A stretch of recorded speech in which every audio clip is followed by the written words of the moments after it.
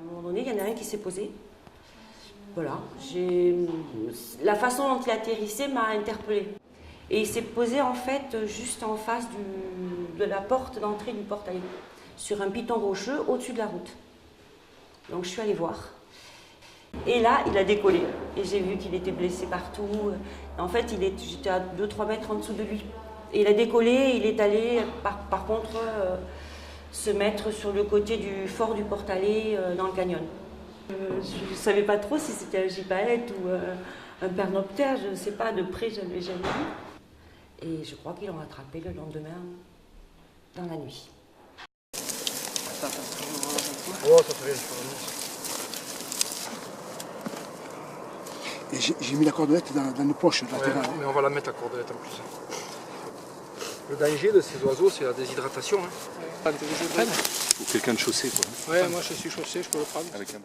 Quand le parc a prévenu qu'il y avait un gypaète sur la zone parc qui était blessé, déjà pour nous ça a été la montée de stress. Ce qui a été très intéressant pour nous en termes de soins, c'est que déjà l'oiseau a été récupéré rapidement malgré toutes les blessures, donc ça a été un avantage. On n'a pas eu de gangrène ou de staphylocoque ou d'infection importante au niveau des plaies.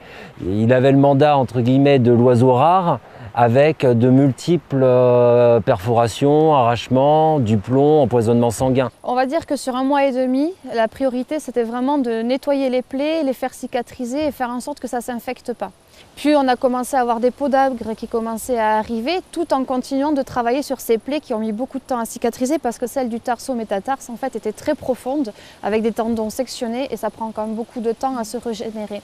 Les plombs ont déclenché ce saturnisme-là, une intoxication du sang avec une chute d'une 50aine de plumes. Et après, il a fallu obligatoirement enlever ces plombs parce que ça serait revenu systématiquement.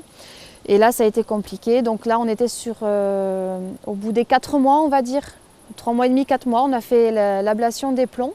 Et après, il a fallu le temps de la cicatrisation, la rééducation et la réhabilitation au vol, comme on a pu en volière. Et pour tous les soins, il a été comme ça. Par contre, tu lui couvres la tête, tu n'acceptes rien du tout. Tu peux rien en faire. Jusqu'à ce qu'on enlève la couverture et qu'il voie ce qui se passe. Et là, en fait, c'est bête de dire ça, mais il acceptait le soin.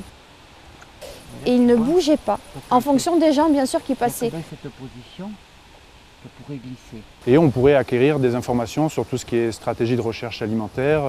Donc on va pouvoir identifier les aires de reproduction, les sites de nidification. On a plus l'habitude d'équiper des oiseaux plus jeunes. Et aujourd'hui c'est un adulte mâle reproducteur qu'on a équipé et qu'on a relâché. C'est quelque chose qui est relativement rare. Ici on est sur l'estive de Couec, sur la commune de Borse, on est en Haute-Vallée d'Aspe. Et le choix du site a été calculé en fonction de l'origine de l'oiseau. Ensuite, il y a quand même la pression qui est derrière sur cette rareté d'espèces et aussi sur tout le côté partenaire. L'Adréal, le parc, on devait montrer, on se devait en fait de réussir. On regarde juste l'antenne. Mais mis ça à part, il s'est passé quelque chose de très particulier avec cet oiseau. Je dirais pas avec l'espèce gypaète parce qu'on en a quand même eu 6 sur la structure et il ne s'est jamais passé ce qui s'est passé. Il avait une sensibilité.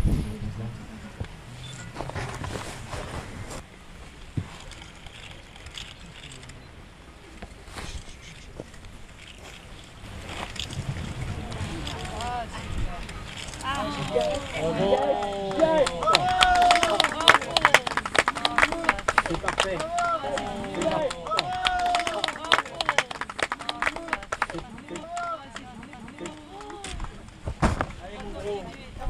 Puis voilà, le résultat, c'est ça quoi.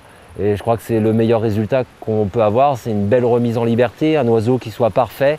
Mais voilà, c'est le travail d'une équipe et c'est des dizaines de personnes qui ont été autour de cet animal pour pouvoir faire ce sauvetage.